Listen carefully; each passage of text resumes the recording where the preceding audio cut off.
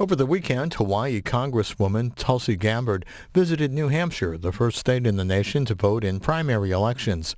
The trip adds speculation that she's considering a run for the White House in 2020. She took part in a meet and greet with Rockingham County Democrats yesterday. This runs about an hour and 20 minutes. To reiterate what George said, aloha. I'm feeling the aloha today here in New Hampshire. Has nothing to do with the cold, wet outside. The aloha, and this is the beautiful thing about aloha. No matter where you are, it always brings out the warmth in all of our hearts. And I always like to start conversations with aloha for that very reason. You know, a lot of visitors to Hawaii see and feel how aloha is often used as a way to say hello and goodbye. But the real meaning of the word is so much more powerful than just that. The reason that we greet each other with aloha is to recognize that interconnectedness that we all have. Ohana, exactly, family. That we are all brothers and sisters. That I'm coming to you with aloha, with respect, with compassion, with love, regardless of our ethnic differences, racial differences, maybe the way we choose to worship, or if we choose to worship, who we choose to love, how we live our lives, all of these things that too often segment us into different boxes. This aloha recognizes that we are all brothers and sisters. And with that aloha, with that love and with that care and compassion that comes with that, then that drives us to action. To seeing how we can best take care of each other. How can we best take care of this planet, this place that we get to call home? So when we have this foundation of aloha and love, then we have the power to truly come together as people, as Americans, and to think about how we can find solutions to the challenges that we face, to deal with the threats to our brothers and sisters in a whole variety of ways, whether we're talking about healthcare or whether we're talking about the threats to our planet. When we start from this foundation of aloha and we're inspired by this love, then we can truly have that strength and that power to be able to take on the tough challenges that are before us. Like so many of you, it is painful and disheartening to me to see the direction of our country today, to see how much divisiveness and hatred is being fomented by those who wish to tear us apart, based on things like our political party, the color of our skin, who we love, or the way we worship, the things that make us unique and diverse as a country. And they are using these things for their own selfish gain. And we see this in politicians who are trying to foment this hatred and divisiveness to get more votes. We see it in the media by those who are using these tactics to drive up their ratings. We see it in the big corporations who are driving this forward for their own greed, for their own selfish purposes.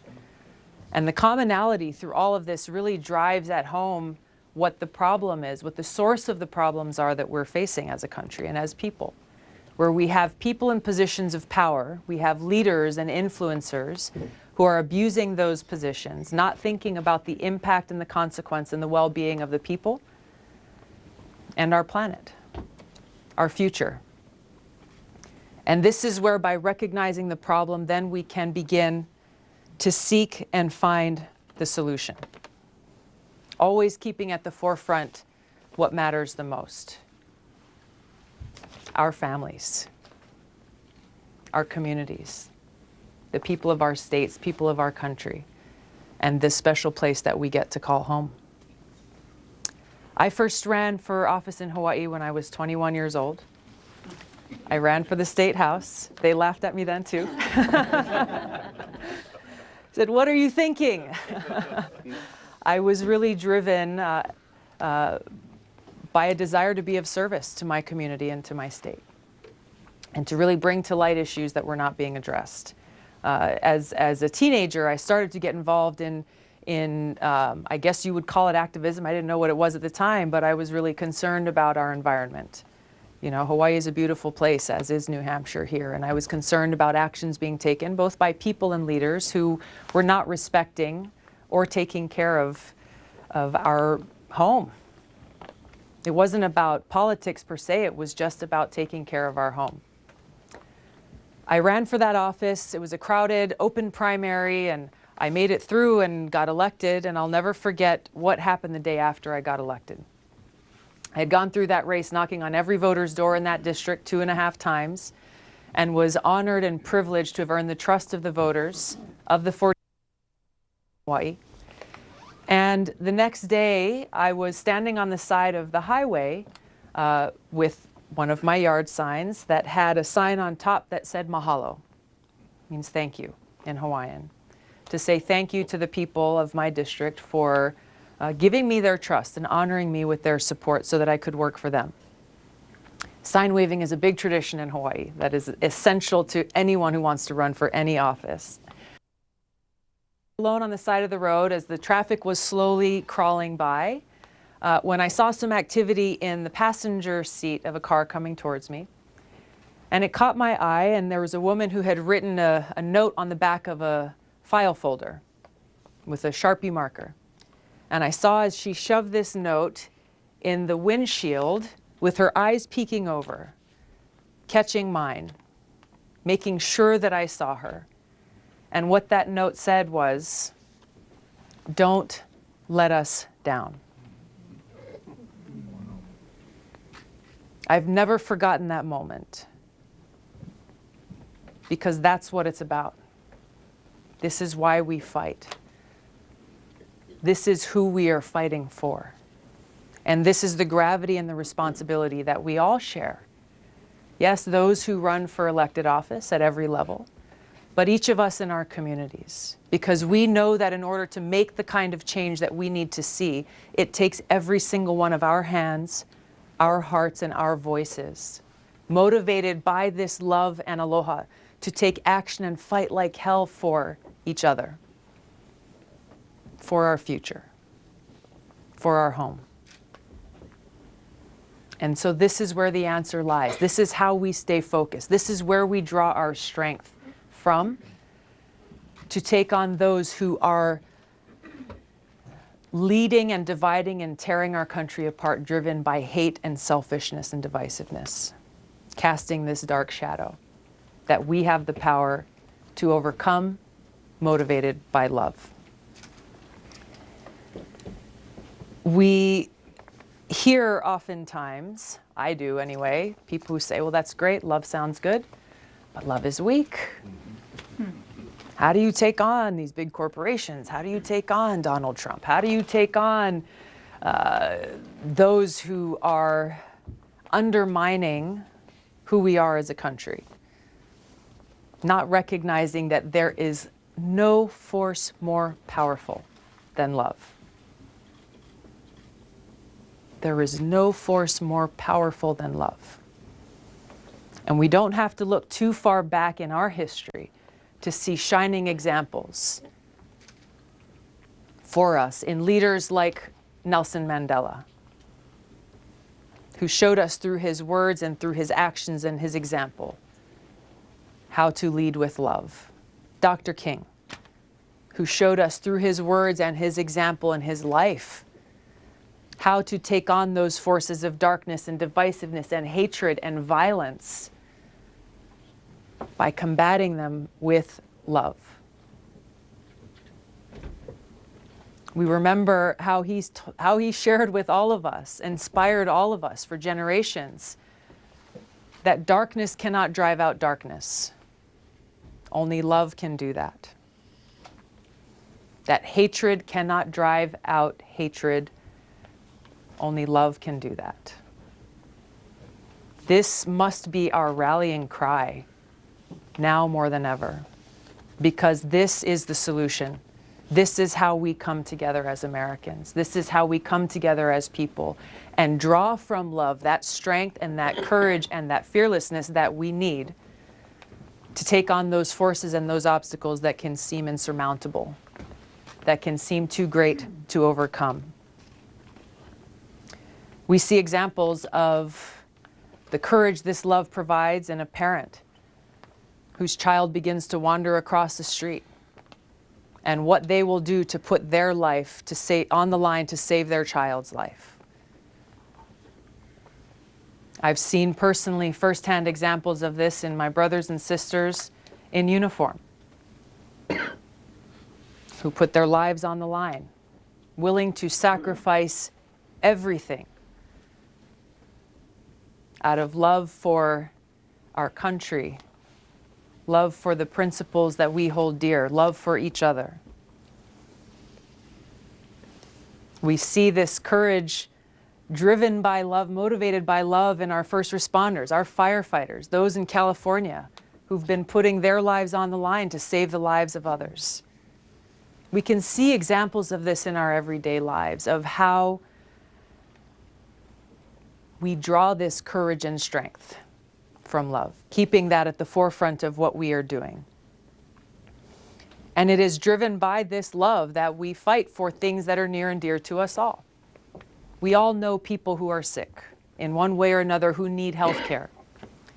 We see threats to this health care and those with pre-existing conditions happening now. Inspired by love, we fight for our brothers and sisters to make sure that they get the care they need. We fight for those who are suffering from a broken criminal justice system and a private prison industry that is profiting off of keeping people in this cycle of incarceration. We draw strength from this love to fight against the big pharmaceutical companies, the insurance companies, those who are influencing the policies that are being made in Washington right now that serve their interests and hurt the people that they're meant to help. Pharmaceutical companies who are continuing to perpetuate and proliferate our streets with these highly addictive opioid drugs that are devastating people's lives. We find the strength to take on big fossil fuel companies, big defense contractors. We can go down the line of industry after industry after industry. We are seeing selfish interests benefiting and people suffering. And it is only when we, the people, gather together to take on these interests, to hold leaders accountable, that we can start to see that shift in priorities that put our people, our planet, and our future first. And so that's really where the ball is in our court, where the future is in our hands, our collective hands. It's up to us to make that choice, to be the change. It's up to us in our own relationships, in our own conversations, whether we're having them with people we agree with or disagree with, to choose love over hate, to recognize that we can disagree without being disagreeable, that we can have respect, and we must have respect for those who have a different idea or a different approach or come from a different place. To lead with that love in our hearts, recognizing that that is what binds us together as people. And this is how we build that path forward to a brighter future. It's up to us to choose that inclusion and that love, to fight like hell, to defeat that darkness, divisiveness, and hatred. Understanding that when we do that, there is no challenge too great for us to overcome. Thank you very much. Thank you for coming today. Aloha. Thank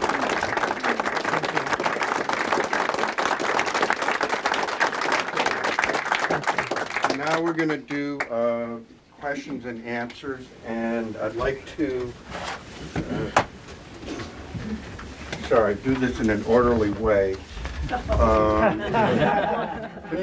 going to take several names of people, and so I don't have to keep calling on folks. And I would ask that you get to the question, okay? We don't need speeches. That's for the candidate, okay? Larry, yeah. There's a ton of people out here. I wonder if we could just open the doors so that we can scoot over a bit. Okay. You packed the house. All right, well. Here, let's do it. Yeah. There we go. well. Okay. Perfect. All right. Yeah. Okay. Great. Thanks for coming, So, everybody. Well, Larry, thank you for There's calling a on little me. bit more room in here. If you want to come in. Okay, Ken, you're first. What's your name? Nancy. Okay, Gary, you're third. What's your Isaac? Yeah. Okay. Okay. Yeah. What's your name? Robin. Robin. Okay. Do one more. Hope you're not in a hurry. Linds. Linds. And Larry Cunningham, from out here, has a question too. Can I ask him? Larry Cunningham. I'm sorry. Larry, it's Ed. Oh, Edward. Oh, Ed. Edward. Okay, Ed.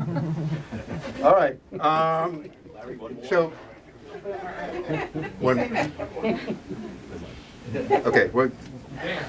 So look, we're going to go into 4:45. All right. Remember. There's a football game tonight, I hear. Yeah.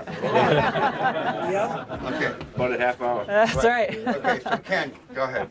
Thank you for coming, first of all. Thank you very much. One of the good things about living in New Hampshire is we get to do this. You've touched upon it. I think every decision in this country seems to flow from money. And I'm just wondering whether or not you are willing or prepared to maybe make some radical moves to try to reduce or eliminate the influence of money in politics, whether it's elections or the money flowing to existing incumbents. Yeah. And I guess I'm going to start with public financing. Do you Yeah. think it has any hope? I think there's some potential. I think the bill that we're introducing in Congress, H.R. 1, begins to tackle that challenge in a few different ways, and I think there are some others that we need to look at as well. Public financing is one thing. I think the immediate low-hanging fruit really is something that you all can do to help bring about that change, is to create the new standard for elected officials to not accept lobbyists or PAC money. We've seen a number of newly elected members who've just gotten elected in November who have made that commitment throughout their campaign and who are beginning to change the standard for leaders in Washington. So I think that's something that that doesn't require legislation to happen. Citizens United and ending Citizens United continues to be an issue, and now that Democrats are in the majority in the House, we have the opportunity to put forward legislation that we've never been able to bring to the House floor before to address that. But you mentioned something that I think doesn't get talked about more often, but it should, which is the other modes of corruption that exist within Washington, where leaders and elected officials are able to benefit financially and in other ways based on their influence on legislation and policies. One example of that is the Stock Act that was passed and then slowly repealed and weakened in many different ways, making it still possible for members of Congress to own stock and purchase stock directly. They could benefit from. Good example. And there are others. So there's some anti-corruption legislation being introduced in January. I'm working on another bill that addresses some of the things we've talked about, that addresses the revolving door that we often see between those in government, whether they are elected or not, and how they flow through making decisions, making policies, and then going and working either for the industries or the contractors who have benefited from those decisions. These are things that we really do need to address to stop the flow of the influence of big money in our politics and the decisions that are being made that serve those interests rather than the interests of the people. Do you consider that one of your priorities? Absolutely. Okay, thank you. All right, Nancy? Yes. In our recent congressional election, there was a candidate, a woman, who did not win. She moved to the state 2 weeks before she declared. There are a lot of things wrong here, but she had been a Marine, and it seemed to me that she was fighting an all-out war here. And she made a TV ad showing her prowess with a military rifle, and then at the end saying these don't belong in schools or something. I was appalled, and Seth Moulton, whom I have regarded very well, who's been up here before, was going around with her and campaigning for her. When asked by the news why he was doing this, he said because she was a Marine and he was a Marine. And he said Marines have an unshakable primary loyalty to each other, and he wanted more of that in Congress. I am now very concerned by the number of candidates who are running who have been in the Marines, because I personally want my congressman's primary and really only institutional loyalty to be to this district, not to some other organization. And I also am aware that the founders of this country worked hard to craft a government that was civilian, not military. You have been a Marine. Please, will you comment? You've been, what? Army. I've never been in any of it, I'm sorry. But, yeah. Is Sure. there a question? Comment on this. Well, I will speak to my own experience.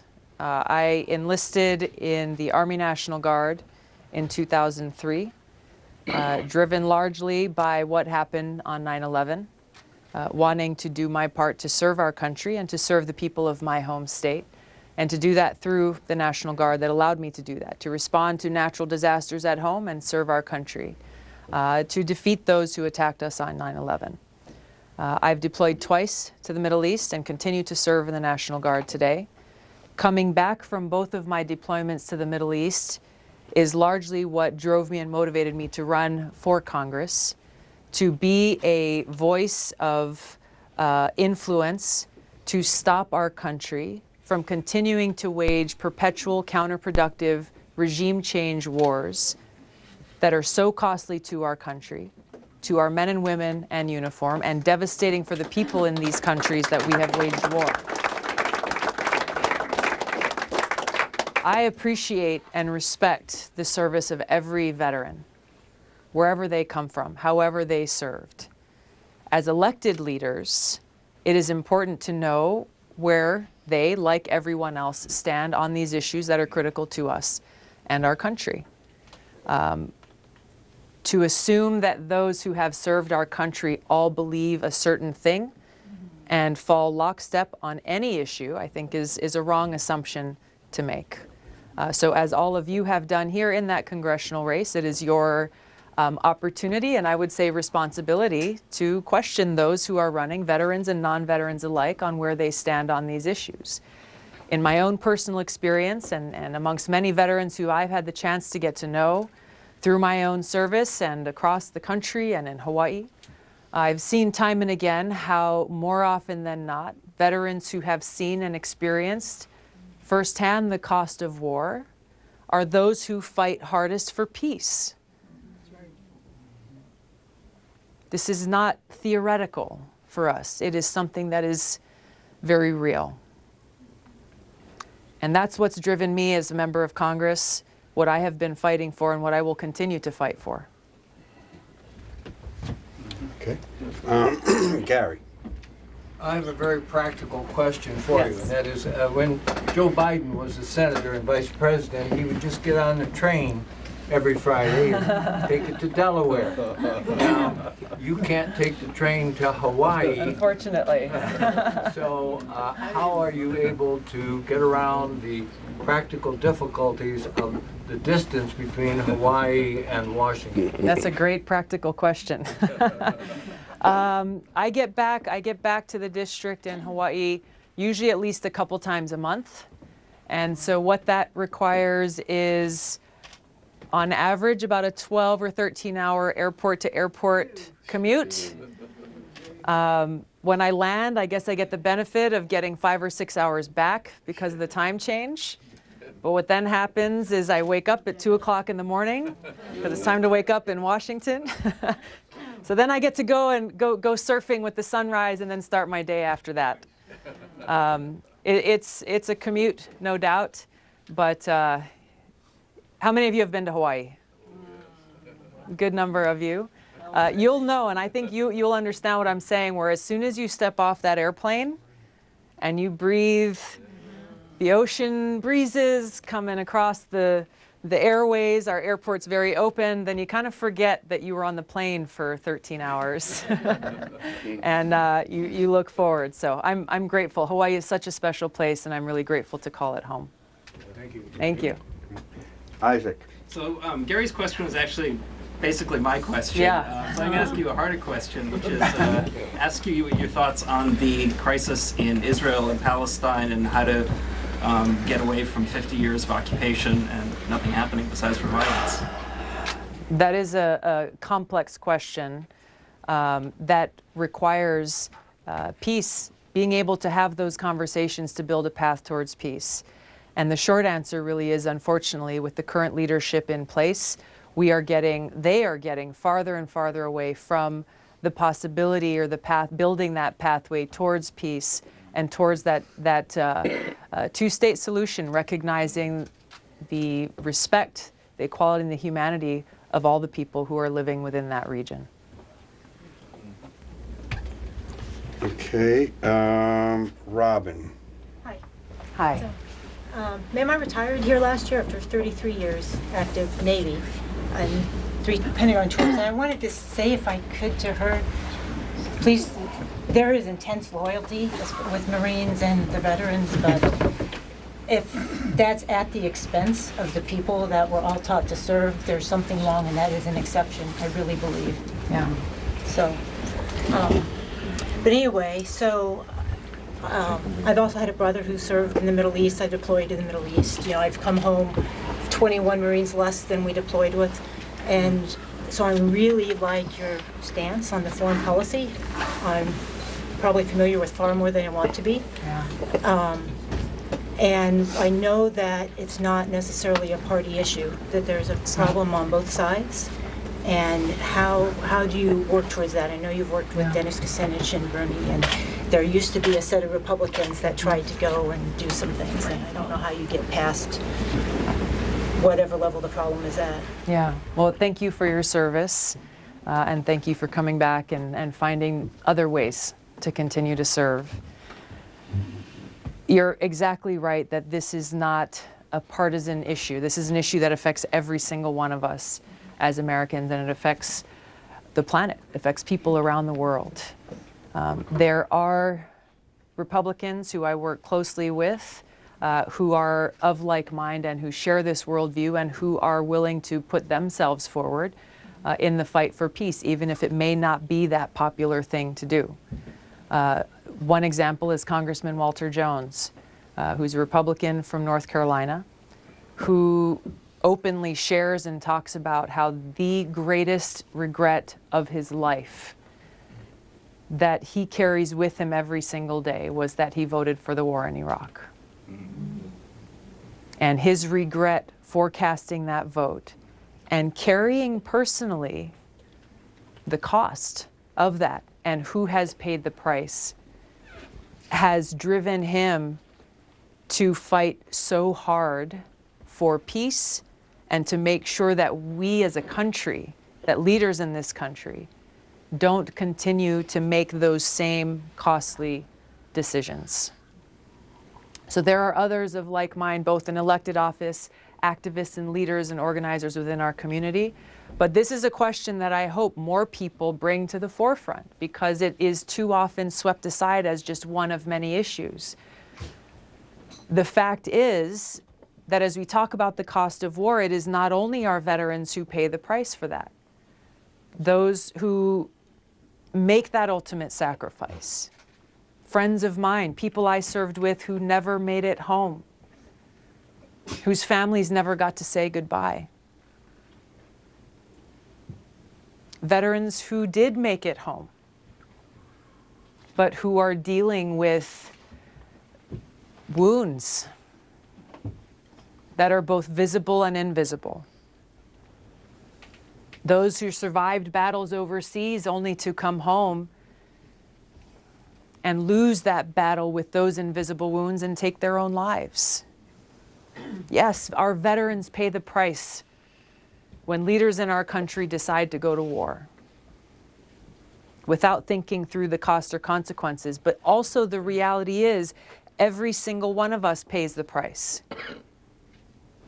Since 9/11 alone, we have spent trillions of your taxpayer dollars to pay for these regime change wars, these unnecessary wars of choice that have been counterproductive in every single way, making it so that we don't have those resources to address the very real and urgent and pressing communities. This is something that we need to challenge the leaders of our country with, the decisions that they're making as they beat the war drums to go to war with another country, this country or that country. How does that serve the interests of the American people? What objectives are we trying to accomplish? These are the questions that are unfortunately too often not asked or answered, and that we need to change to make this a central part of the national conversation that we need to have. Okay. Lynn's? Hi, my name's Liz. Hi. I am an ACLU voter. I care a lot about civil liberties and especially ending mass incarceration in this country. So my question for you is, what would you do on the federal level to end mass incarceration? There's a bill that we recently passed through the House of Representatives called the First Step Act, which is exactly that. It is a first step towards dealing with our broken criminal justice system and the problem that we have of this endless revolving door of those who are put into our judicial system and end up cycling throughout most of their lives. The First Step Act sought to address some of the prison reform issues to reduce those recidivism rates. The Senate is still going through changes, but some of the changes that they're making will add some of those sentencing reforms that need to be included, whether it's in this bill or the next iteration of legislation, that actually have bipartisan support. As you know, but maybe others don't know, that this is one of those issues where we have to continue to press to make these reforms, because we have the support of the ACLU, but also people like the Koch brothers are supporting this legislation. You have far left and far right, liberal, conservative, Democrat, Republican coming together and saying it is urgent that we make these changes for our country and for our people. We have to look at the failed war on drugs and how far too many of our brothers and sisters are being incarcerated when really what they need is treatment and help and services. I've introduced legislation to end the federal marijuana prohibition. This is one of many things that we can and must do to address the heart of the problem here, where everyday Americans are being criminalized for things that they have no business being criminalized for. It's a big topic and there's a lot of issues there, but these are some of the concrete steps that we can begin to take to start making those changes. Thank you. Ed? Smile for the camera. Hi. Come on here. Why don't you come on in here for a sec so people can see you. I can bellow from across the room. I believe you. I believe you. Just ask Larry. My name's Ed Cunningham from Kensington, and I'm an outsourced union worker. They closed our factory in 2007 and sent it to Mexico, then to China.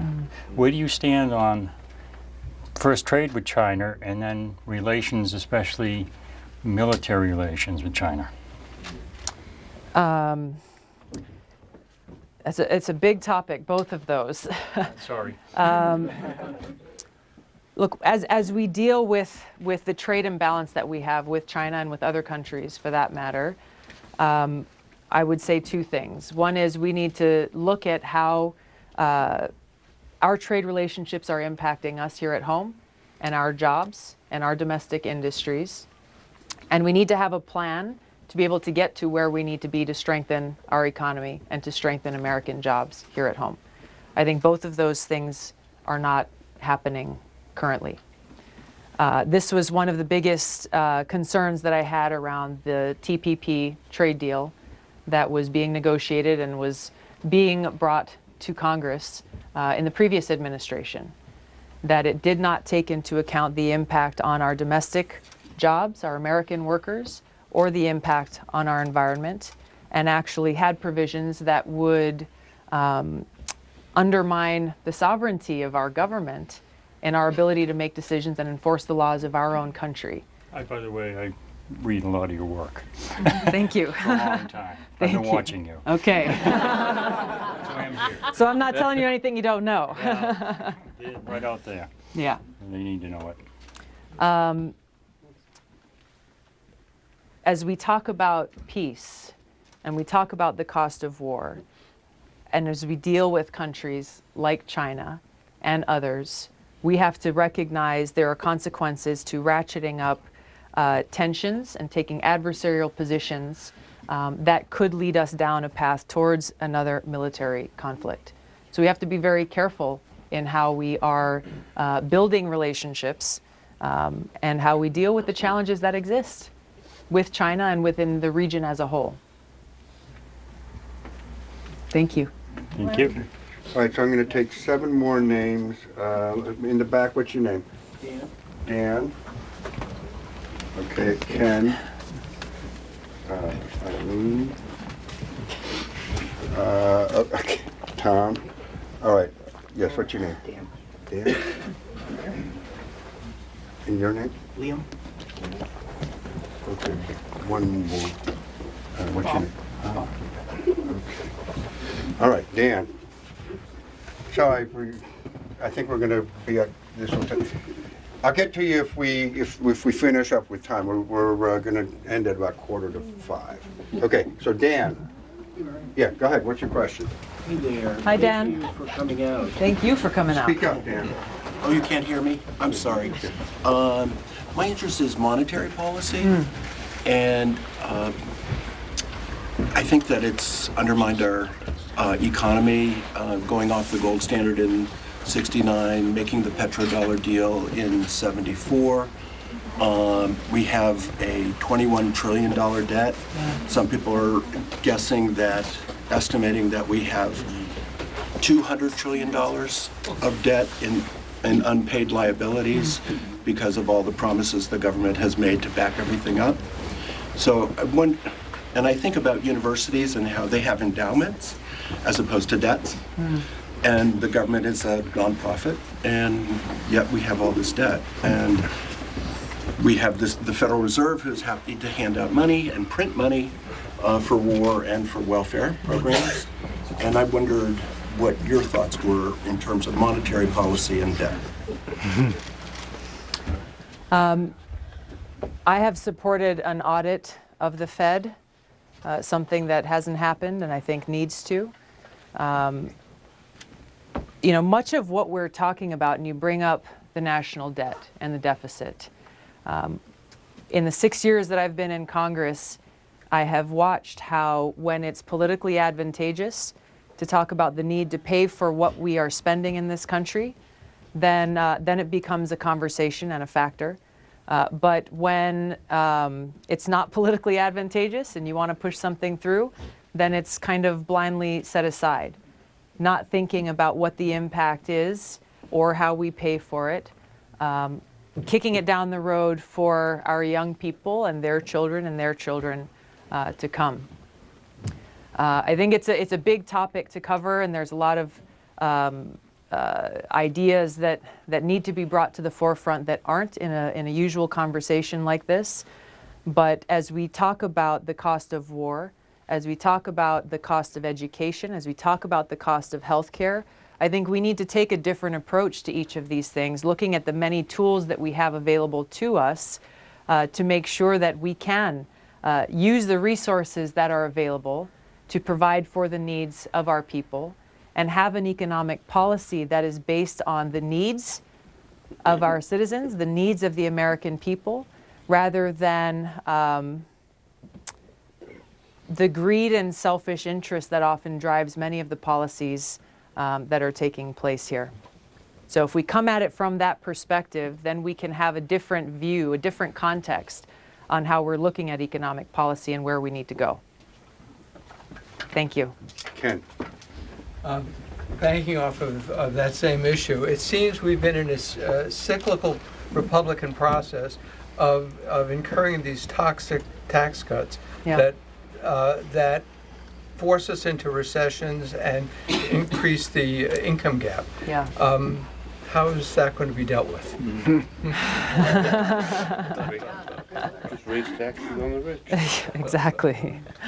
Yeah, I mean, look, this was the big problem with the big tax cut bill that went through that I and I think every other Democrat opposed, is that while there were marginal tax cuts that were temporary for working people, those with the most got the most tax breaks and are benefiting as a result. And the many promises that we saw were made about giving that, corporations saying, well, we're going to give bonuses, we're going to do this, we're going to give people raises.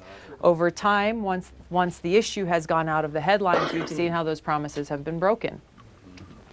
But we've also lived through this before, right? It's not like we don't know how this story ends. So similar to the last question, if we get money out of politics and we reshape the conversation on our economy, on the tax dollars that come into our government, and reprioritize those, then we can have a tax policy that actually works for the people rather than the very few who are making most of the decisions or behind the most of the decisions that we have in this country. This has to apply to across the board, and I'm so happy your question was the first question, because It's the basis of everything. it's the basis. When you look at a lot of these different challenges that we're dealing with, and you start following the line of money and connecting those dots, you can get to the heart of the problem. Thank you. Eileen. I'm curious to know how you think the new Congress may be able to look at gun violence in this country as a medical issue, especially as it relates to children. Well, I think certainly in the House, where we've been able to take the majority, it will be central to the debate that we will have and legislation that'll be coming forward. I think the leadership of our House has already made that very clear.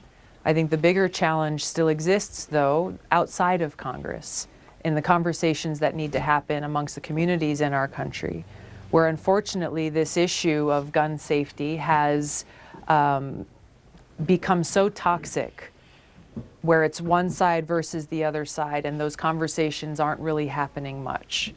I've been inspired to see how the kids from Parkland in Florida are doing what many others haven't done before in reaching out.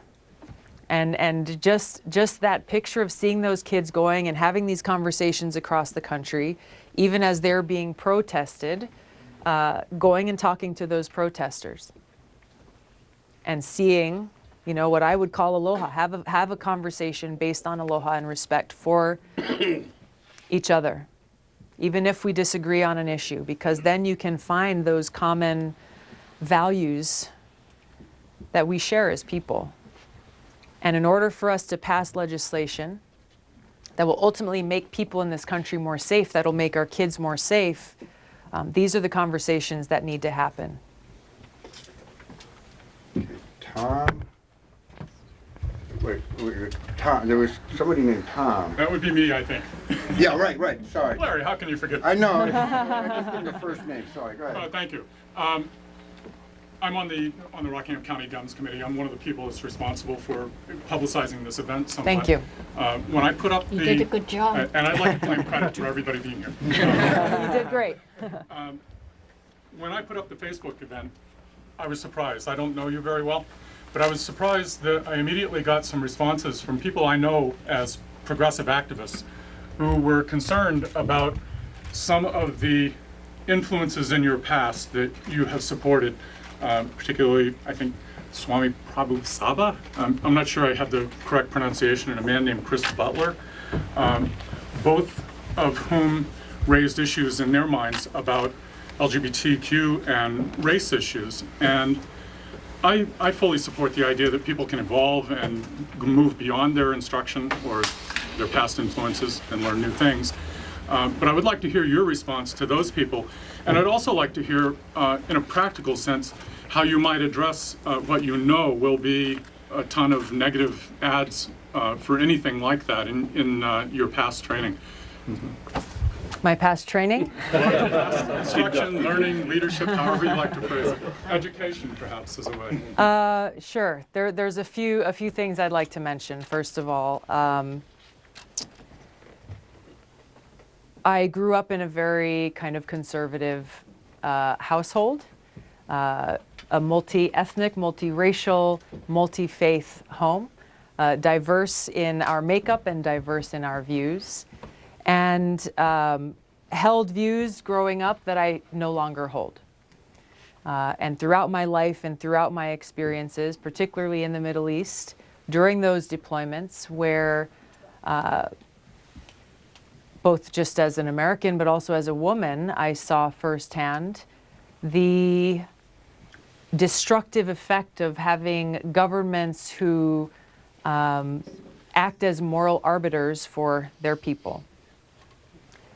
And that caused me to really deeply reflect and be introspective on the values and beliefs and that I had grown up with what I was experiencing there, and then coming back and eventually running for office again, and the conflict that I saw there in standing for, believing strongly in, and fighting for these ideals of freedom and liberty that we hold dear in this country means that equality, that our laws, our government must apply that respect for every single individual, for people who choose to love or marry someone, whether they be of the same gender or not. That respect and that freedom for every woman to be able to make her own choice about her body and her family and her future. So it was a process that I went through that changed my views in many ways, and in many big ways, to the views that I hold today. And for those critics, I ask them to look at my record. I've served in Congress now for 6 years and have a strong record that reflects what I've just shared. I want to bring up the issue of religion because it is one that we have seen for too long, and we continue to see being used to foment bigotry and elicit fears and suspicions in people because of someone who holds a religion that may be different from the most. I took my oath of office on the Bhagavad Gita when I was first sworn into Congress in 2012. I'm a practicing Hindu, and my spiritual practice, my relationship with God, is something that is near and dear to my heart. Whether it is Hindus, Muslims, Buddhists, Christians, atheists, whatever the path that people have chosen for their lives, it is important that every one of us stand up, call out, and condemn those who are seeking to incite bigotry based on religion for what it is, and not allow them to try to use that as a driver to divide us, because that's not who we are in this country of freedom. We cannot allow that to happen to those who may share our faith or those who may have a different faith or a different practice. We see this in politics all the time. You know, most glaringly, we saw it, we saw it with President Obama. You know, I mean, President John F. Kennedy went through this test when he ran for president, where people questioned how his Catholic faith would drive and influence his policies as a leader. So again, I think especially now, especially in this time, where we are seeing this kind of hatred and bigotry having such an influence over our politics, and how we saw devastatingly the impact of that in Pittsburgh with the shooting at the synagogue. This is what happens when this is allowed to continue without being condemned and stopped. This is where the result ends up, with people being shot and killed in their place of worship. So as we stand for peace abroad, we have to stand for peace and freedom here at home amongst our brothers and sisters, and recognize that interconnectedness, and that we have to stand and speak as one. Thank you.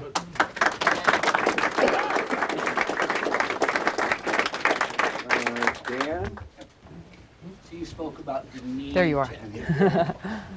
You spoke about the need to end the regime change wars that we have a fascination with now for decades, again, from both parties. Yes. And because of those wars, we have created anger and hatred towards us, towards other ethnic groups throughout our country, but also obviously throughout the world. Yes. In a short answer, how do you begin to heal that hatred to avoid any future kinds of wars? That's such an important question. And the answer really isn't that long.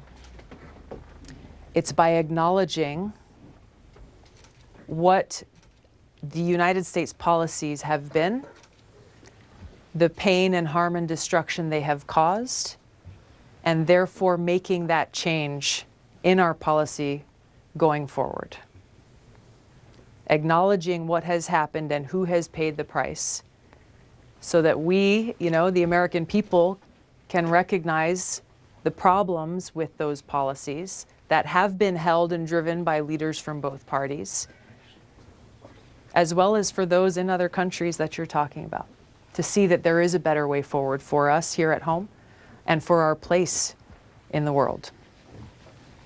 I had a meeting several months ago with some representatives from the Vatican at the UN. And I forget how the conversation went, but one observation they made was, we were actually talking about this issue of regime change wars. And they said, Tulsi, do you know the second most what was the word they used? The country that is, the second most disrespected country in the UN. People have bad feelings toward. Us. It's the United States. And Israel is first. So we have to do our part here to recognize the problems with where we've been in order to fix our policies and build that better path forward. And others will recognize that, and to begin to see the opportunity for us to rebuild many of those relationships and the trust that's been broken. Okay. Liam? Hi, Congresswoman. Hi. Tell us a little bit about how you would stop foreign interference in our elections, especially from a cyber angle. Yeah. That's a great question. I'm working on legislation that we'll be introducing in the new Congress, because I think it's important for us to look at the many different ways foreign countries try to influence our elections and to influence our policies. The one that's gotten the most attention has been, Russia's actions online and on Facebook and so on and so forth. But what's also coming to light is there have been other countries who seek to influence or infiltrate or hack into our election systems using the internet. On that, I'll address that front first. The vulnerabilities in our election system are highly recognized and talked about, and yet little to no action has been taken to harden our elections infrastructure to protect us against them. There's I think it was called the Hackers DEF CON conference in Vegas. They have every year. What is it called? Do you remember what it's called? The Black Hat Conference. Yeah. The DEF CON conference as well. Exactly. So part of that conference is dedicated to election security and the vulnerabilities within our election security system. And it made a lot of headlines. But I think it was a 14-year-old girl was able to hack into a replica of Florida's election system in less than 15 minutes. This points to the extreme vulnerabilities that we have. And the fact that we still have states in this country who have no paper backup, no paper hard copy backup to audit a vote in the event that it's hacked. I introduced a bill called the Securing America's Elections Act, which is very short and very simple and direct in saying you either use a paper ballot or you have a voter-verified paper backup if you want to use an electronic system. This is something that works very well in my home state of Hawaii, where I can go and I can look on the printed sheet of paper before I hit the button to cast my ballot to make sure everything printed there accurately reflects the choices that I've made.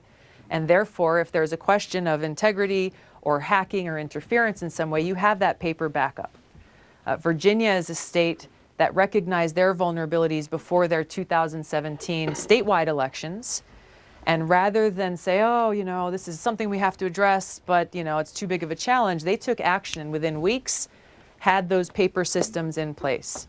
They came and testified before Congress on this issue and talked about how for the first time, they did not have a single complaint about the integrity of those elections since they made those changes. So this is something, especially with the many issues that we have seen just occur across the state in Florida, or across the country in Florida and in other Georgia and other states, why we have to get this right and how urgent it is. We also have to recognize how other countries are trying to influence our policies, our policymakers, and our elections. There are many countries who spend a lot of money, like Saudi Arabia, for example, who fund a lot of our foreign policy think tanks in Washington. So those who come and testify before Congress, those who put out papers talking about different issues and different foreign policies without disclosing who their funders are, so you know where their angle is, you know who is backing those efforts. That's one area. You know, there have been recent reports about reporters working for major cable networks who are funded by different countries.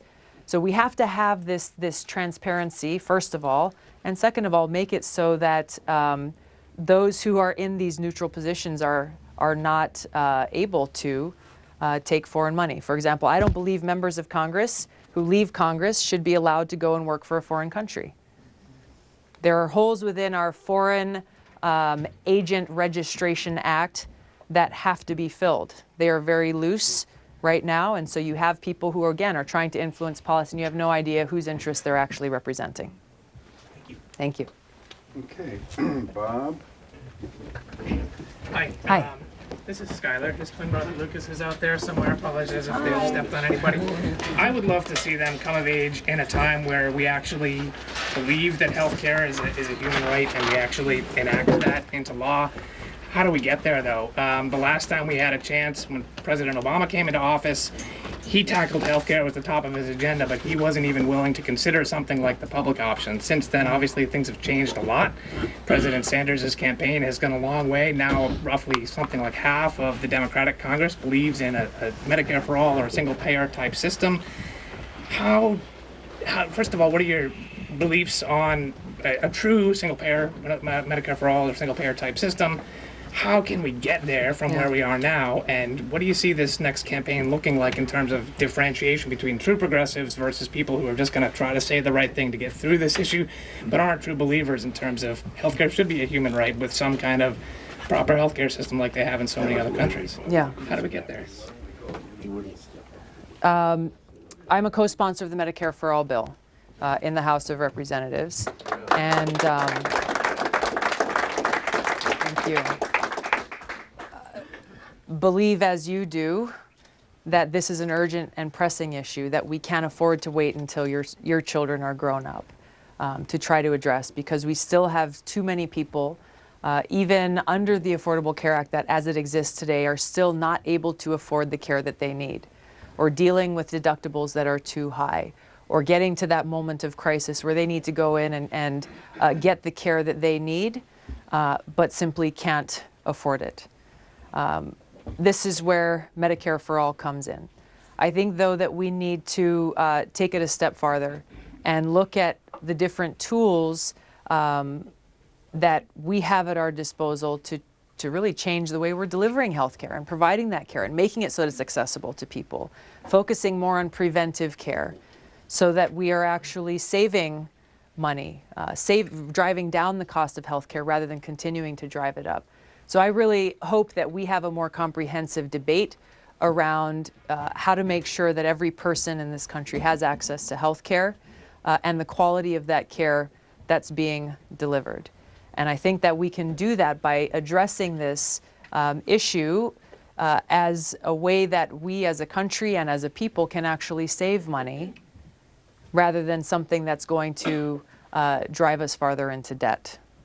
So I think the way that we can talk about this is one of those issues that unfortunately can sometimes be relegated to as a partisan issue rather than as an issue that's important to every single person and their family, every single person they care about in this country. And so we've got to be able to have those conversations to move forward. And like you said, we've made a lot of progress. There's still a lot of progress to be made, but it has become a central part of the debate and the standard to which our voters will hold leaders accountable to.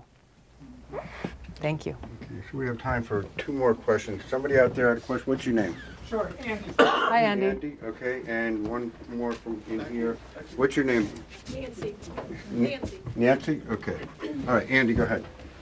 Hi, clearly the situation, the crisis in Syria is one of our most pressing foreign policy issues. And you've stuck your neck out and gotten some flack for trying to take a stab at the issue. So I'd like to hear what you have to say about that. Syria is one of the many examples of how our regime change war policies have been so costly for us, for our country, and for the Syrian people, who continue to suffer greatly. We, in that war, allied with countries like Saudi Arabia, Turkey, Qatar, and others, who, driven by not care for the Syrian people, but their desire to overthrow a regime that they were not aligned with and install someone who they could work with, which really means control. And the Syrian people have suffered as a consequence. And what they have done, and what with the United States support and assistance have done throughout that process in providing arms, equipment, funding, and training to armed militants who are either directly or indirectly allied with or members of terrorist groups like Al-Qaeda, who were attacking civilians, who were killing and harming and raping and pillaging Syrian civilians, strengthening these very terrorist groups who we are fighting against still. The authorization that Congress passed since 9/11 still exists and is still being used to go after Al-Qaeda. So on the one hand, we have our military deployed to fight against Al-Qaeda and ISIS, but on the other hand, we are providing the arms and the funds that are strengthening terrorist groups like Al-Qaeda and actually not going after them at all. I introduced a bill called the Stop Arming Terrorists Act to put an end to this madness. This is not how your taxpayer dollars should be used. They are making our country less safe. What to speak of continuing to escalate the pain and suffering of the Syrian people. As we go forward and things are taking a different path now in Syria, ultimately, the Syrian people need to determine and decide their future. We have seen throughout our country's history and many of the other countries where we have intervened, either militarily or through the CIA or fiscally to topple regimes that we didn't like, the negative and detrimental consequences of those policies, not just for the people of those times, but for generations to come. We cannot continue this. It is not in our interests or the interests of the people of those countries. And ultimately, while it is not a clean or quick or pretty process, ultimately it is only the people in these countries who can make those kinds of changes to their constitution, to their leaders, to form the kind of future that they want to see for themselves.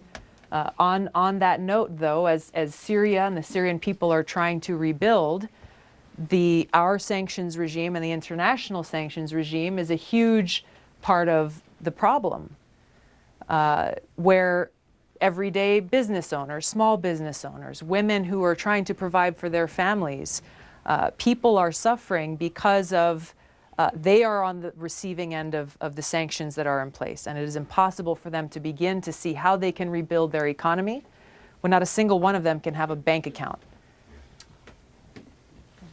It's very basic, and as we look at, and this is why it's important, as we look at the sanctions that our country puts on other countries around the world, we have to think through what is the objective of those sanctions and who is going to suffer as a result. Unfortunately, that's not often what happens. Or sanctions are often put in place as a mechanism to punish without thinking through what the consequences are and who pays that price. Thank you. Thank you. All right, Nancy. Hi, I'm a public high school math teacher, and it's getting harder and harder for us to educate our students. As you know, in the state of New Hampshire, our schools are funded by our property taxes, and if you live in a property-poor town, it's really gets harder to get money. There are all these voucher programs and different things that are happening at the state and federal level, and I'm interested to know what your opinion is on public education. That we need to provide the funding and resources that you need in order to provide the education that we've charged you with for our kids. It's really as simple as that. And the policies and the things that are being pushed to try to further erode those resources away from our public education system cannot be supported. It undermines exactly what we have charged you to do. And thank you for your service. I went in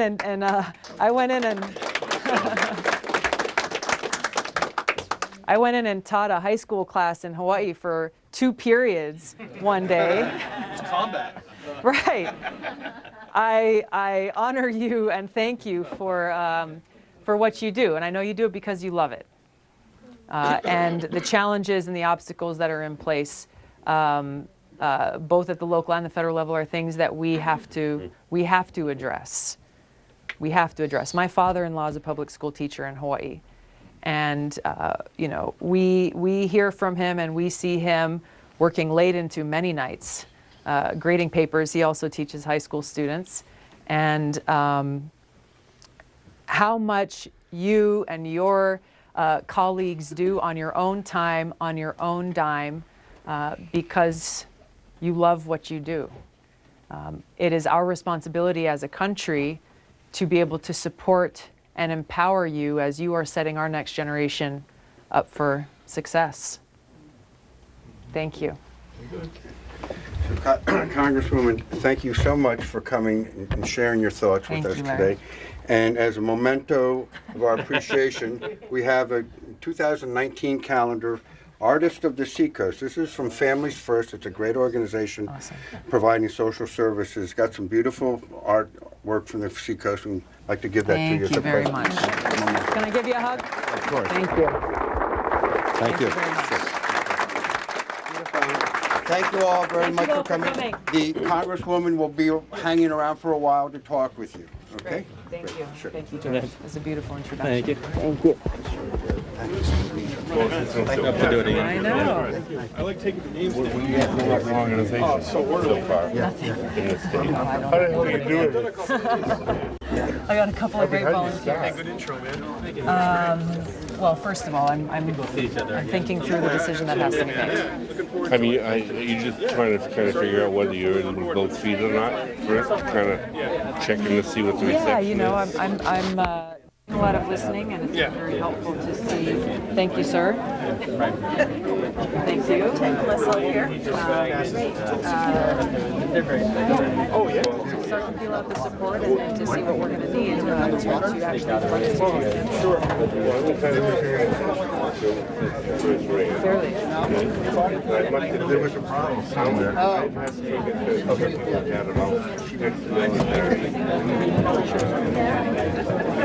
in other words, assuming that they have a special view of the world.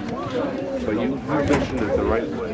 You've seen it, so you're more against it because of your experience, rather than more militaristic.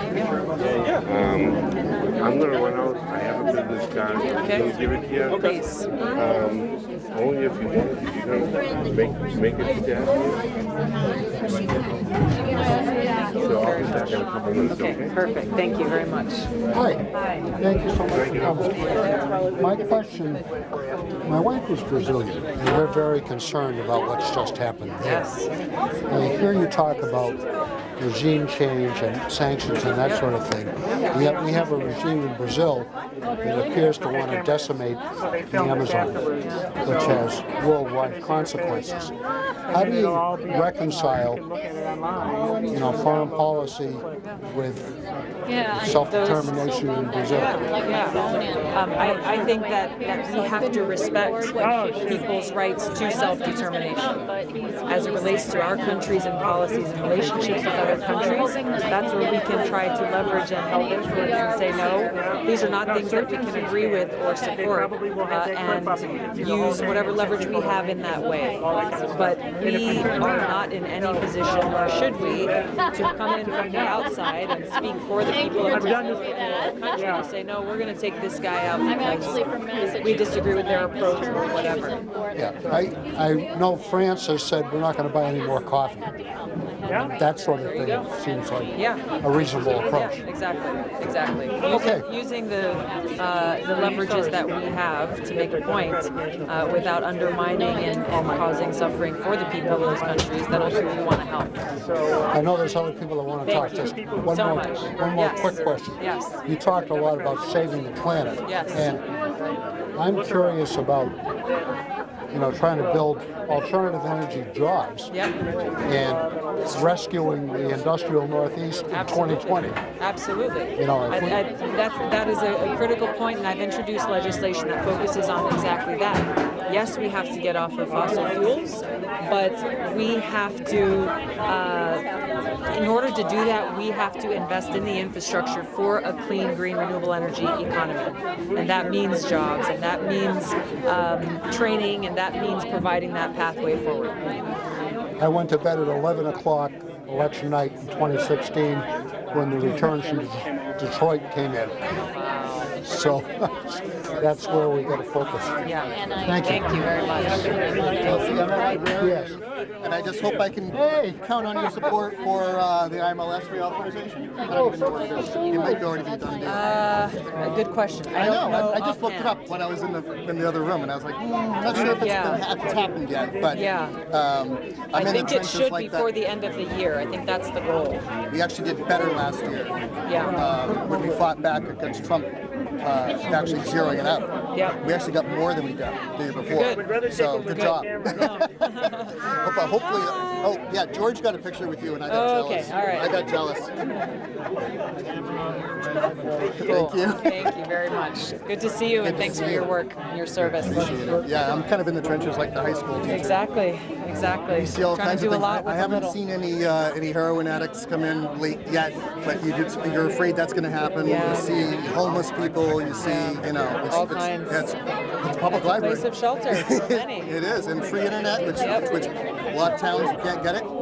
So, library's not dead. No, good. Take it from me. Thank you. Thank you so much for coming. I've wanted to meet you for such a long time. I took a trip to Oh, nice. Yeah, of course. I could meet you then. Yeah. But the volcanoes happened, so we were a little busy. Yeah, a little bit busy. I'm grateful. We had a gathering on Maui actually in August. I think it was in August, right before our primary election, and Ram Dass came, and it was really wonderful to be able to see him and spend some time with him and his friends and supporters. Yeah, it was a wonderful retreat. Sure. But you totally have my support, and I thank you so much for being a ray of hope. I appreciate that very much. Yeah. Thank you. Thanks for making the time to come tonight. Nice to meet you. Yeah. Thank you. What's your name? My name's Marie. Marie. All right. Marie, nice to see you. How are you? I'm good. How are you? Good. Eric Jackman. Nice to meet you. Comedian and Donald Trump impersonator from here in New Hampshire. All right. And just a big fan of yours. Thank you. And I want to laud you for meeting with Assad and laud you for meeting with Trump. It's one of the things I tell people when I'm pitching your potential candidacy, that you have the guts to do that. Go outside of the box and buck your party when it's the right thing to do. So there's a lot of people here, we respect that. Thank you. And I respect it. So if you do run, I'm seriously considering supporting you, because I think you'll do those same kind of things, when you run for office and possibly become president. Progressive wing of It's, Democrats. I got it. So can I get a picture with you? Absolutely. Yeah. Thank you, Eric. Yeah. Thank you Have very your much. people call my people. I'll do that. Thank you. Okay, here we go. One more for posterity. Okay. Can I get a quick photo with you too, Congresswoman? Yeah, we're twin brothers. I was nice to gonna meet say. you. Nice to meet you. I'm Mike. Thanks for coming. Really, really appreciate your speech and what you had to say. Absolutely.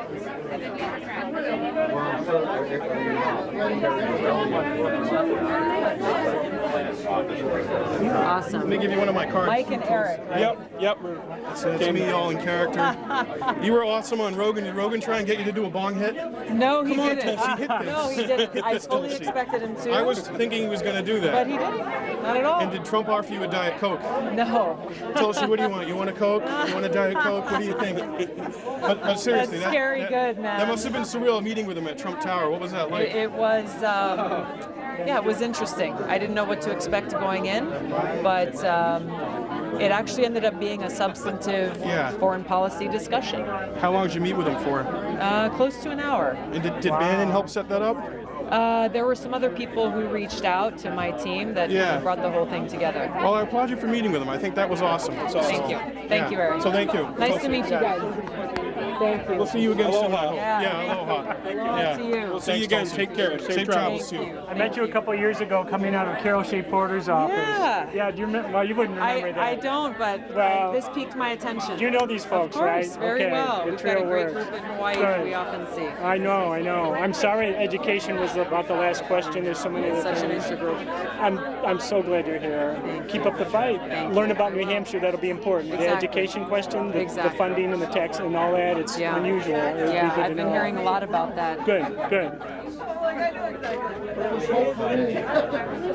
Thank you very So much. Hawaiians are supposed to give gifts, I'm told. All right, so. you got it. Thank you very much. Nice to meet you.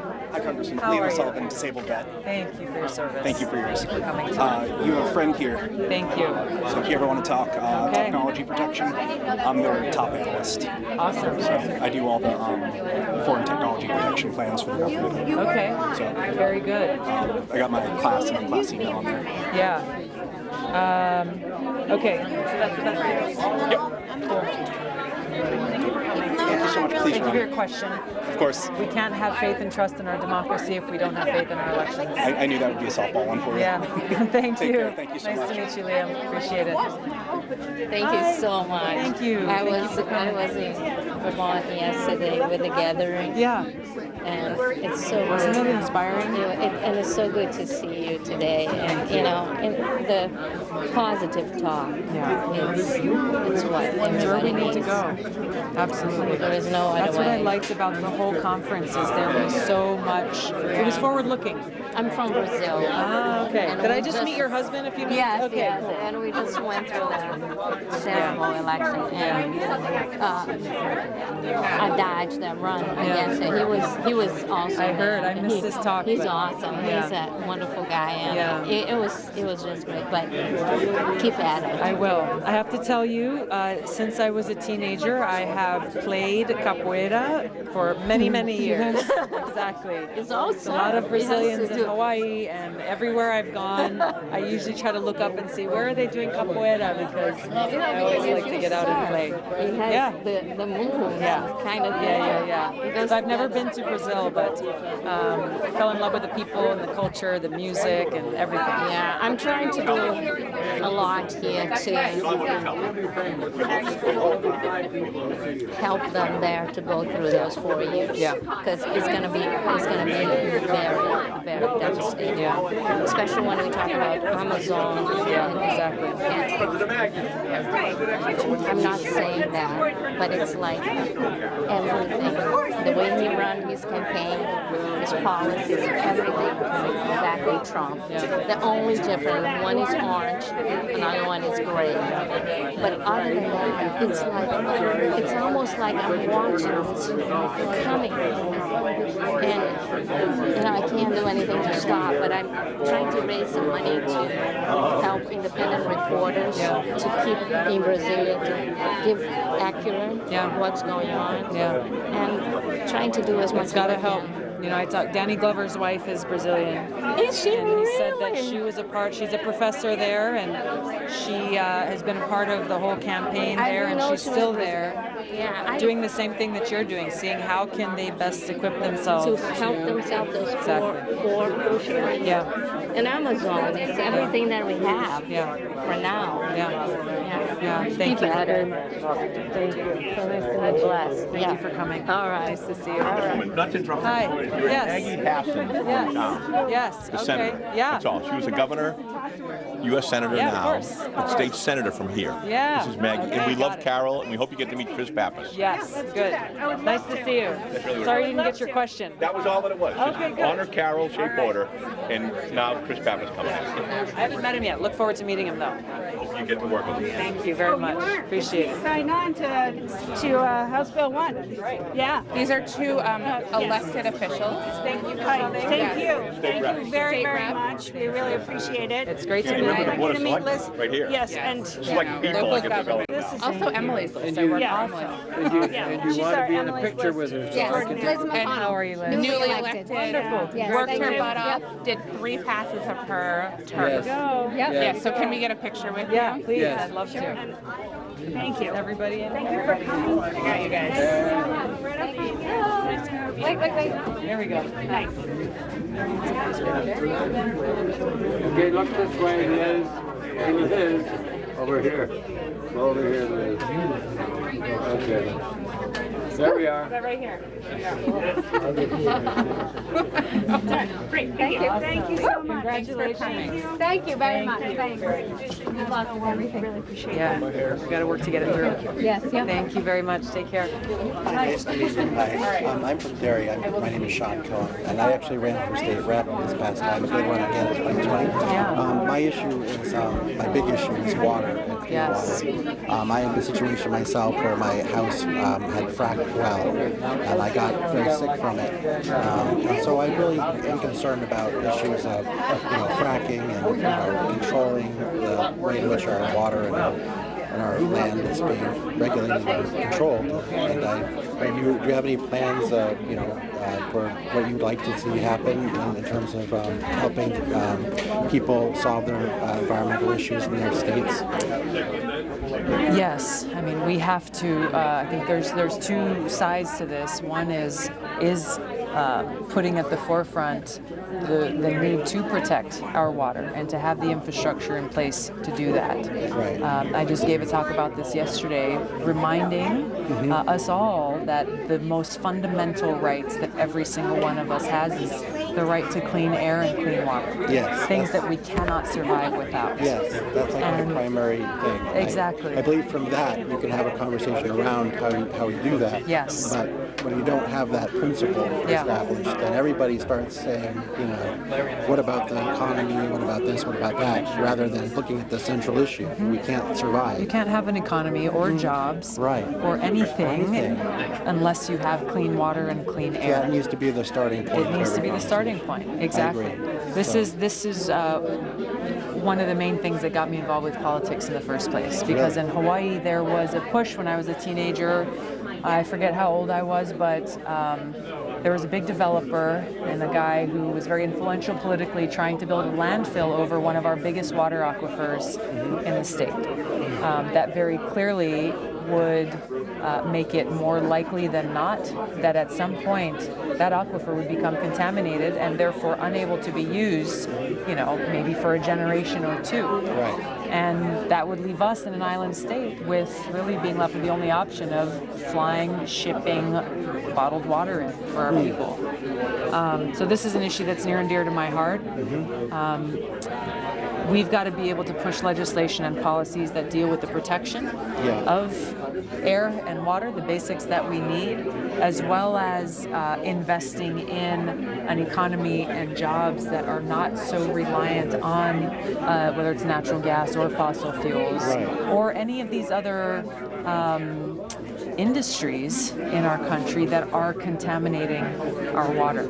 Yeah. So unbelievably impressed. I really am supportive of that. That's like my primary cause for why I get into politics, and I think that's a very excellent stance you have. And I hope to hear more about how we're going to be able to do that together. Like I'm going to be going into this organizational meeting next week on 350 New Hampshire, which is everywhere in every state has an organization. And we're going to talk about. We work with them a lot. The national. And so we're going to talk about legislation coming up this next year. Great. So I'm just looking for an overall kind of messaging that will work and help kind of galvanize that message that we really want to push through people. Why it's so important. I think you're on it. Yeah. You know, there's debates around climate change and all these other things, and unfortunately they've become so polarized. Yeah. But if you break it down to what is necessary for every single person, water is life. Water is life. Jewish tradition. Exactly. So, so I do believe that. I really am very impressed. Thank you. Thank you. Well, happy Hanukkah. Thank you. Thank you.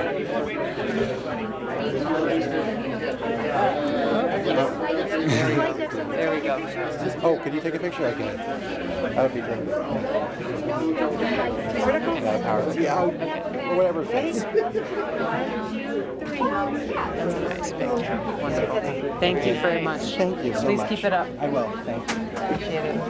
Very nice. I would love to. Please. Thank you again. What a great.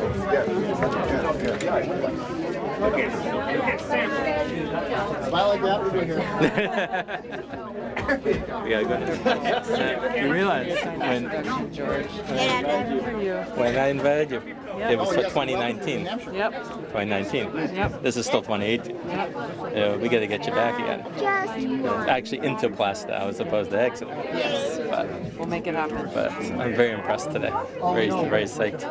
Thank you. And, well, thanks for following through. For your kind introduction.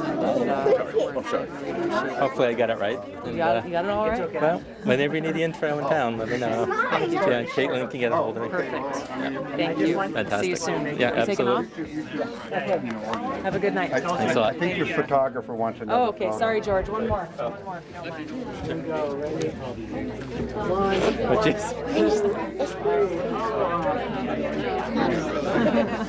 Jeez. Somebody likes the camera. Yeah, I know. Hey, George, could you take a picture for me? Oh, sure. Can we step in with Larry? Yeah, sure. Thank you. All right.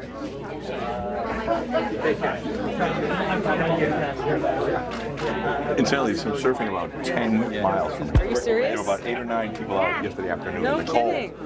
It's cold. I didn't know there was that good surf out here. Thank you for the question. Which one is Skylar? All right.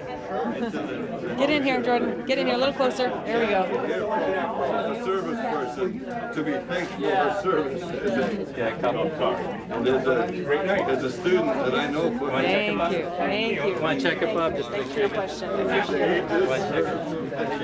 There we go. Hi, I just wanted to, oh my goodness, getting everybody all riled up.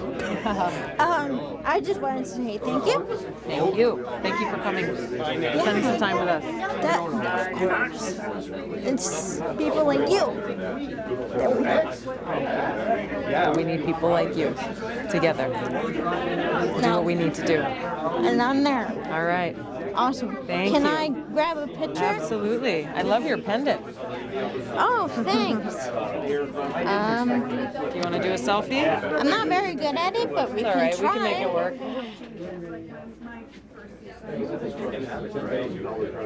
There we go. Awesome. Thank Got you. it. Thank you very much. Hi. Hi, I just want to thank you so much for your commitment. My name is Jane Sanders, but I'm not related to Bernie. But I did you came to my attention when you made your move to help Bernie's campaign. That took courage, and thank you. Thank you very much. And it's the right thing to do then. It's yes, the right thing to do now. yes, absolutely, absolutely. So I had to come today. I appreciate you taking the time. Oh, I'm so glad that I did. Good. And Well, to nice get to to meet actually you. meet you too. Yeah, and safe exactly. travels. I know another Jane. Yes. Thank you very much. You're welcome. Hi. Thank you for coming to New Hampshire. Thank you. I'm also in Haiku, Maui. Oh, no so kidding. I follow you out there as Yeah. well. So you're How doing often great do things. you right after Christmas. I'm out there until I come back. Until it gets warm. April, May. Yeah. Can't feel the windows here anymore. Haiku But is you're doing beautiful. great work. Thank you very much. Thank you. Aloha. Hi. Mike Schroth. I'm from Massachusetts, just not far from here. Very cool. And no, I thank you for being open-minded and not, going to visit the place. You look for proof for things that you just aren't told. Maybe that I'd like to know a little bit about your being a Hawaiian, and that might I know about a little bit of the history and how the United States took it over and such. And you must have people in your family who might have been opposed to that, and so there's some things there, so I mean, you might have a little bit of fighter in you there for a whole number of reasons. Yeah. And ultimately it comes down to what I talked about, knowing and understanding my purpose and who I'm fighting for, and understanding what's at stake and not making these decisions lightly. Yeah, and Hawaii is such a beautiful place. It's so special. I've never been there, but I'm going You gotta one of go. these days. You gotta go. And I'm going to get a picture of you while you're still young. Okay. Okay. And I'm still alive. Do you wanna do a selfie or ask somebody to maybe we'll ask somebody to help right, here. there you go. can do that. Okay, that'd be great.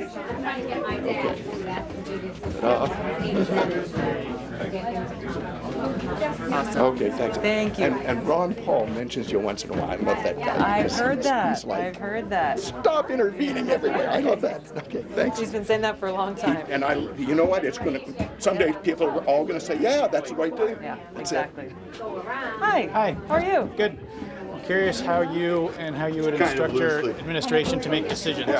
How you would instruct your administration to make decisions. I mean, there's a lot of policies stances you'll take now, obviously, but things presumably will be a bit different in 2+ years, and issues come up all the time. So, what process do you go through? And broadly, this is something that I have created the context for with my team. That I have now in Washington, and I think is generally the way that we should look at things, is how do these policies affect people? Does it help people or does it hurt people?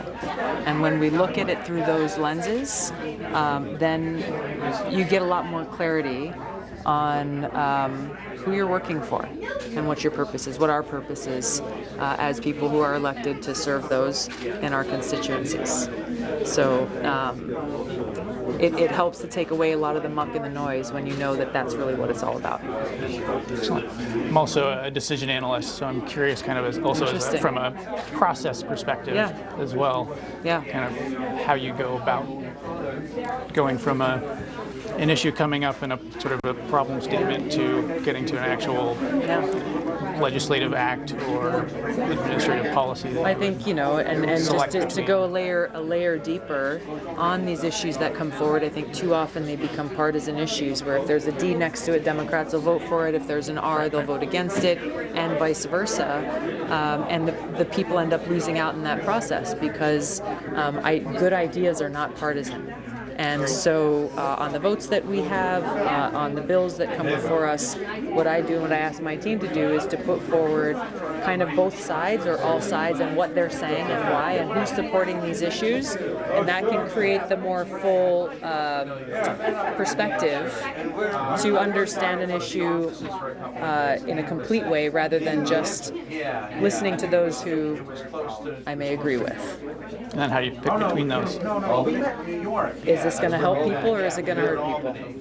That's what it comes down to. Right. Thank you. Thank you. Thanks for coming. Appreciate it. Can I give you a hug? Sure. Thank you very much for coming. Thanks for speaking up. Thank you. Thank you for your service. Thank you. Thank you. It's one you'll never get anywhere else because the commands change. Wow. But one of my other passions, my education is oceanography and the origin and environment and energy and climate. Yeah. I became a typhoon forecaster when I was living in Hawaii. Wow. And the Philippines is when I went went through my first super typhoon, Wow. which maybe dates me. Yeah. but that was my command, although that was the East Coast. Did you say you were command master? I was a Navy captain. Oh, you were? Okay, okay. It was on, and I like your simple approach to things. I was, I think my second time in the Pentagon, I was on Animal Lock Race Pushers there. And, you know, if there's some big issue came up. When he was in PACOM, or? No, but Okay. when he was at director of the Navy staff, Got it. and I'd worked with Admiral Harvey and then Admiral Locklear Yeah. to stay with him. Yeah. And then he went to Italy and then he went to Hawaii. Yeah. And but if there's something was complicated and people were talking and talking, he would say, okay, does this make me happy or does it make me sad? That's funny. It was perfect. Yeah. My God. Yeah. And if that's what it boiled down That's a good to. measure. So, Yeah. always like that. I hope they answered honestly.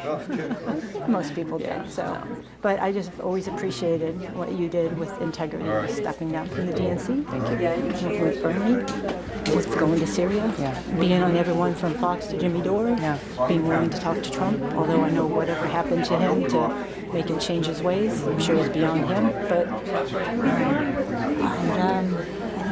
I think my brother worked really closely with Dennis Kucinich. And I think he was actually trying. I was like, "Sir, maybe I should Is see." he here, or where is he?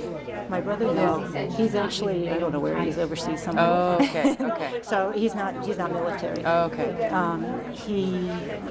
He worked in Libya, in a lot of programs for a long time. He helped start computer science education. He was working solar projects, all kinds of stuff. And so there's a long history that actually Dennis was trying to set up a meeting between us some point a couple years ago, and then things got crazy and I kind of dropped it. But, you know, if there's ever opportunity. Well, he's a good friend.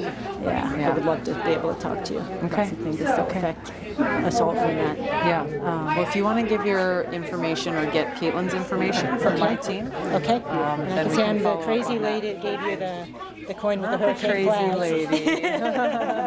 Thank you very much. Thank you. Appreciate it. Okay. Hi, I just wanted to say hi. My name is Bonnie Wright. I live in Salem. I'm very active and involved. I ran for state rep. And I just wanted to share on the back. I heard that you talked, I was late getting here. Yeah. I heard you talked a lot about love. Yeah. On the back of my palm card that I handed out when I was campaigning, making the world kind again, one hug at a time. So Can I? may I? So it's meant to be. Thank you. Thank I you look forward very to much. seeing you, hearing you. I've missed several opportunities to meet you before, Rights and Democracy, New Hampshire Progressive Justice. So I've missed that opportunity.